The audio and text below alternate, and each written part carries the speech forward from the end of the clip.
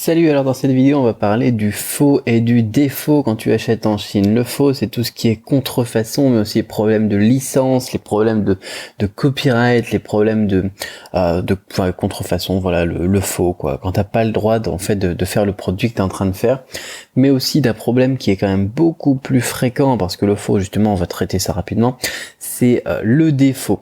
Alors on va commencer dans l'ordre, je vais dégager un petit peu tout ça, voilà, hop. Le faux. Commençons par le faux. Le faux, c'est quoi? C'est ce qu'on va éviter de toute façon. On va essayer de jamais faire de produits qui sont de la contrefaçon. Qu'est-ce que c'est que la contrefaçon? C'est pas mal de gens qui me disent, voilà, c'est vrai que je voudrais faire des chaussures Nike, je voudrais me faire des t-shirts Adidas, je voudrais me faire des trucs Puma, je voudrais me faire des trucs, etc., des iPhones, des trucs comme ça.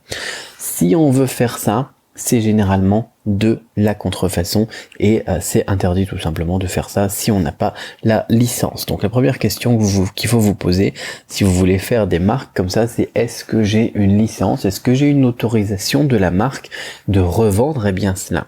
On a certains domaines dans lesquels les gens sont spécialisés dans la licence et ils sont tout à fait ouverts justement à l'achat de licence. Leur business model c'est justement la licence, comme par exemple les trucs Hello Kitty et n'importe quoi.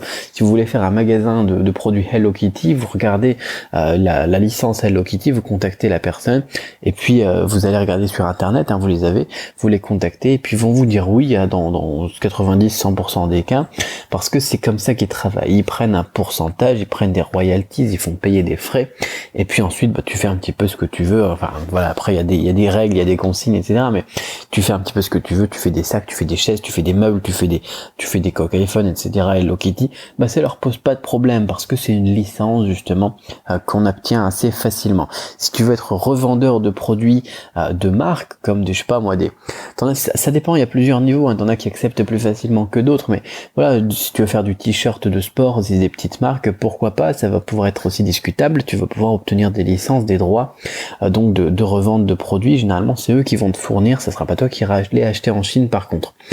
Et il y en a certains où c'est quasiment impossible, et même par exemple, je sais pas, moi j'avais travaillé avec les parfumeries Chanel, et même si tu es une boutique, je sais pas moi, une boutique de trucs Sephora, Marionneau ou n'importe quoi en France, tu n'auras pas forcément le droit de vendre les produits Chanel si ta boutique ne correspond pas à certains critères, etc. Et là, ils sont très très durs. Donc c'est tout à fait possible, mais si t'as pas la licence, si t'as pas échangé avec le revendeur, ou si t'as pas échangé avec le vendeur, pardon, ou si t'as pas échangé avec la marque, si t'as pas échangé avec quelqu'un qui possède une licence pour les produits de type Hello Kitty ou des trucs comme ça, t'as pas le droit. Tout simplement, t'as pas le droit, c'est du faux, c'est de la contrefaçon, c'est interdit, c'est puni par la loi, c'est de la prison, c'est du je sais pas quoi, c'est pas possible, d'accord? Ça c'est la première chose à noter. Donc ça, on va jamais faire ça nous. Par contre, on va avoir un deuxième problème. On va avoir un deuxième problème qui va nous arriver de temps en temps, et même aux plus avancés, aux plus experts, c'est de faire du faux, de faire de la contrefaçon. C'est pas vraiment du faux en fait, mais c'est plus des trucs sur lesquels on a un brevet, on a un copyright, d'accord, on a un copyright. Donc le droit de copie, on n'a pas le droit de copier ce produit-là, on a un brevet. Et là, généralement, on va se prendre des procès parce que on a utilisé un produit, on a créé un produit, on a utilisé un produit existant, on a remis notre marque dessus, mais ce produit-là, il était protégé. Tu vois. Par exemple, vous allez, moi, ça m'est déjà arrivé, c'était des produits à nous d'ailleurs, d'aller à la foire de Canton, et puis sur comment ça s'appelle, le stand de notre fournisseur à qui je rendais visite, de voir sur son stand nos produits, d'accord, tu vois, c'était des trucs que nous on avait développés avec notre équipe de designers à nous en local, et lui il les affichait comme ça. Et le problème c'est que si quelqu'un il arrive comme ça, t'as quelqu'un qui arrive à la foire de Canton, attends, je vais te faire ça en jaune, t'as quelqu'un qui arrive comme ça et puis qui voit, oh, ça c'est les yeux qui font oh, ce produit-là, il a l'air vraiment sympa. Je ferais bien le même. Je voudrais demander au fournisseur de me faire le même. On va changer éventuellement la couleur et on mettra mon logo ici. Et puis ensuite, je le ferai. Et qu'est-ce qui va se passer ici? Le fournisseur chinois, il va dire, ok, pas de souci, parce qu'il sait pas que c'est un design protégé, parce qu'il sait pas qu'on a déposé un copyright, parce qu'il sait pas qu'on a une marque. Nous ici on avait une marque ici même aussi, et puis voilà, il va le faire parce que lui c'est un produit qu'il a fait, il se pose pas trop de questions, même s'il a signé des papiers, etc. C'est les fournisseurs chinois parfois, voilà, faut surveiller quoi. Et le problème, c'est que lui, après, il va commencer à vendre ça en magasin, il va commencer à vendre ça sur par exemple, un site internet ou n'importe quoi. Tu retrouves ton produit ici. Et ben, nous, qui sommes possesseurs de ce produit, de ce design qu'on a développé nous-mêmes, tu vois, c'est nous qui avons payé les frais de moule et tout, quoi. Les frais de moule, je sais pas si tu connais, quand tu fais un produit avec un design propre, eh ben, il va falloir faire des frais de moule pour avoir la forme du produit exact tel que tu l'as designé pour les lignes de production. Donc c'est des frais en plus que nous on a dû payer en plus. On a dû payer un dépôt, on a dû payer le copyright, le dépôt de la marque à l'INPI, les frais de moule, etc. C'est des frais quoi pour avoir nos produits à nous qu'on a développés sur lesquels on a la propriété intellectuelle. Et lui comme ça il en profite alors que il aurait pas à en profiter justement. C'est notre produit, c'est notre propriété intellectuelle, etc. Et du coup lui il va se prendre un procès de notre part. Et c'est des choses qui arrivent aussi dans l'autre sens, parce qu'on a pris un produit qui est dans le catalogue fournisseur, parce qu'on a pris un produit qui nous plaisait et puis qu'on a voulu faire reproduire ou des trucs comme ça. Et là dans ce cas-là c'est nous qui sommes j'ai envie de dire sujets à un risque justement de se prendre un procès, d'avoir des problèmes, tu vois. Et ça c'est un problème aussi, mais du coup c'est évitable. C'est évitable. Alors le fait que le fournisseur chinois mette les trucs sur son stand, je sais pas si c'est évitable. Ça serait bien de ne pas avoir ce genre de choses, mais c'est évitable en tout cas que nous on se prenne des procès à partir du moment où on va développer nos propres designs, nos propres produits avec des freelancers par exemple sur internet, tu vois, ou des trucs comme ça. Sur Upwork, j'ai déjà parlé de Upwork, d'avoir des freelancers. Après, moi, j'utilise aussi le site 99 Design, des trucs comme ça, d'avoir ton propre truc. Et puis là, il y a aucun risque, quoi. C'est toi qui as développé le produit, et puis c'est toi qui es maître du truc. Ici, puis ça coûte pas très cher. Après, c'est le même prix que des frais de moule, par exemple. C'est 200, 300, 400 euros, des trucs comme ça. Quoi qu'il en soit, ça te permet de te protéger aussi. Alors bon, on n'a pas forcément, je sais pas si vous débutez ou pas, vous n'avez pas forcément le budget, mais généralement, ça coûte moins cher de toute façon de travailler avec des sites comme ça et des freelancers comme ça que d'avoir vos propres designers en équipe, en salarié à l'intérieur de la boîte. Quoi qu'il en soit, du coup, c'est un problème qui est évitable. Donc ça sera pas non plus un des problèmes les plus fréquents. Le problème de licence, tu vois, de la contrefaçon, on ne l'aura pas parce qu'on peut l'éviter. Le problème des designs et puis des procès, de la propriété intellectuelle, etc. On ne l'aura pas parce qu'on va l'éviter majoritairement parce qu'on développe nos propres designs. Mais il nous reste un autre problème maintenant. Et c'est vraiment ce qui est le plus risqué. Les gens, ils me parlent souvent de contrefaçon, etc. Mais tu vois qu'on peut l'éviter maintenant. Le dernier problème qui nous reste, c'est le problème du défaut.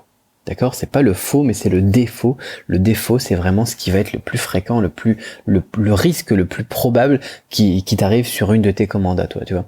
Le défaut sur un produit, c'est par exemple une impression qui est ratée, c'est par exemple un produit qui est trop épais ou un produit qui est trop fin, une mauvaise découpe, tu vois. Par exemple, ici, t'as un coin, t'as un coup sur tous les produits.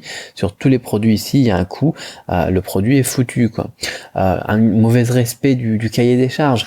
Choses comme ça, ça peut arriver. Alors le problème, ici, il y a deux choses à noter. La première chose, c'est est-ce qu'il y avait un cahier des charges dans un premier temps.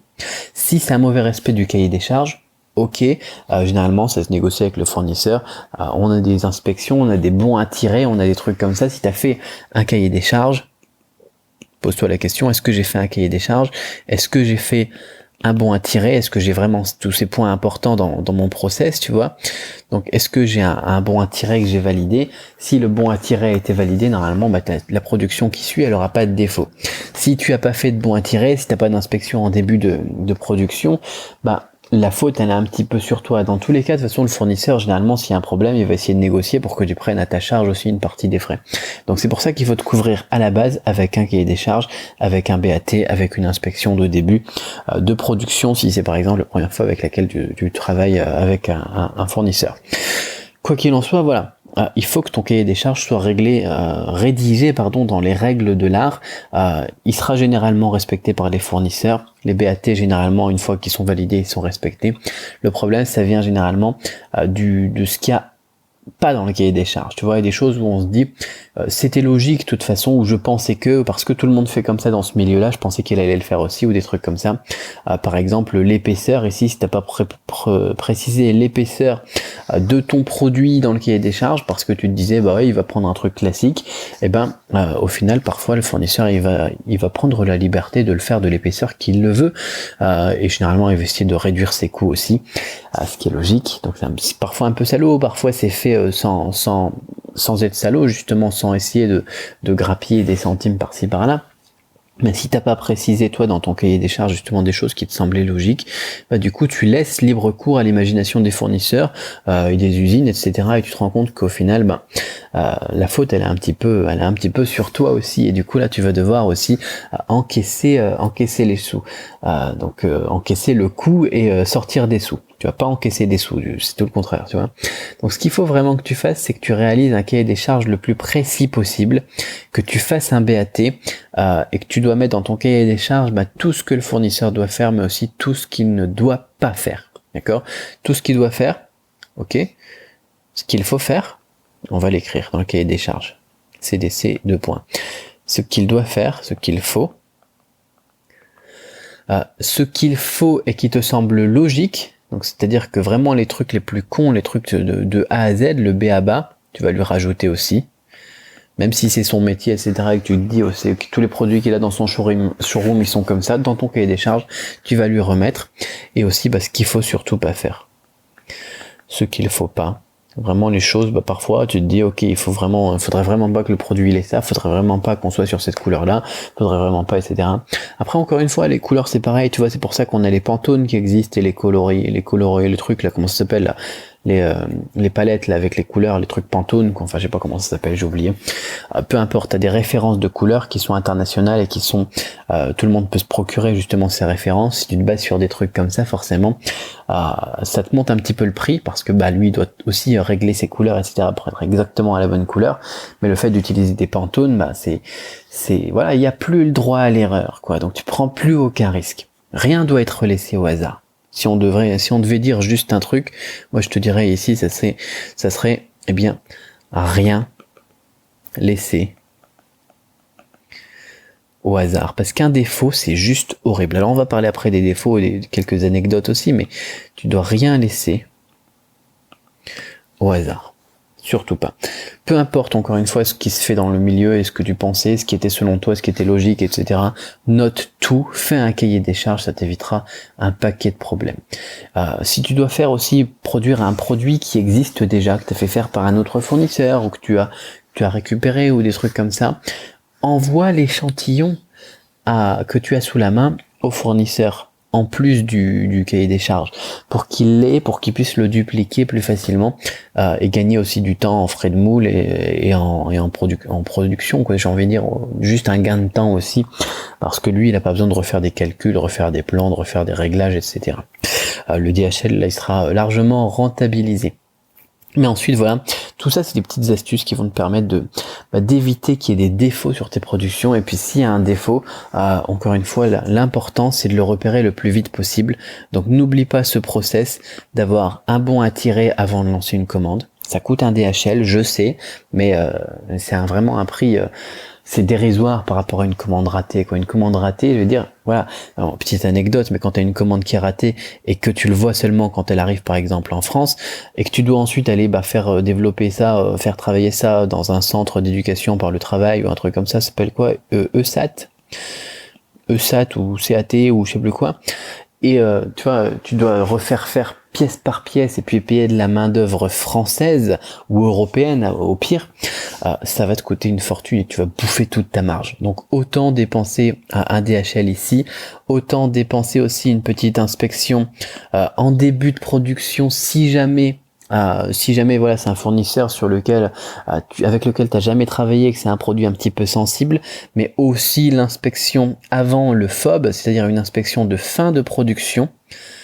Par exemple, quand tu as à peu près 95% de la production qui est prête, voire un petit peu moins, enfin ça dépend, après tu t'arranges aussi avec tes contrôles qualité, tu regardes aussi en fonction de tes produits aussi, etc.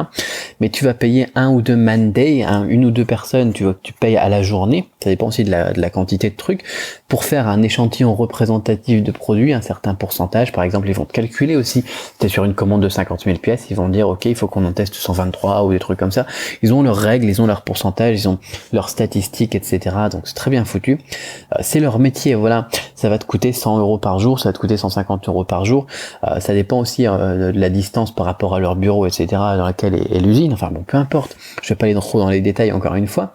Mais cette inspection de fin de production qui est avant la mise en bateau, hein, le fameux FOB où le fournisseur te met la marchandise dans un conteneur sur un bateau, là aussi c'est un gain énorme parce que si tu remarques le problème à ce moment-là, ça va te coûter beaucoup moins cher, et ça sera d'ailleurs le fournisseur aussi qui va retravailler le produit, que si tu étais là déjà en France et que tu te rendu compte qu'à la livraison qu'il y avait un problème au niveau de la qualité, qu'il y avait un défaut au niveau des produits, quoi.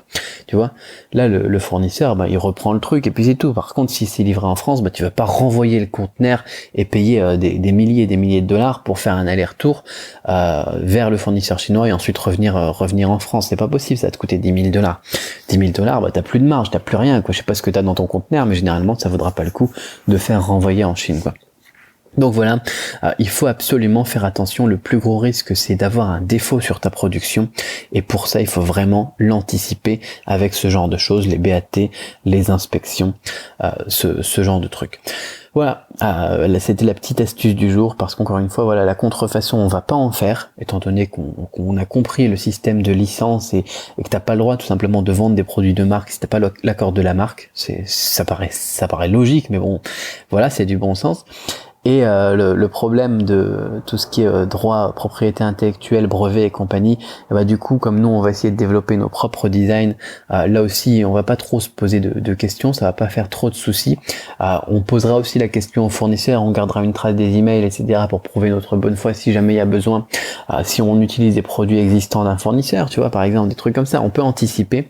Par contre, pour tout ce qui est production, défaut de production, là c'est vraiment très important de l'anticiper, parce que sinon ça nous pourrit toute la marge, tout le business. Voilà.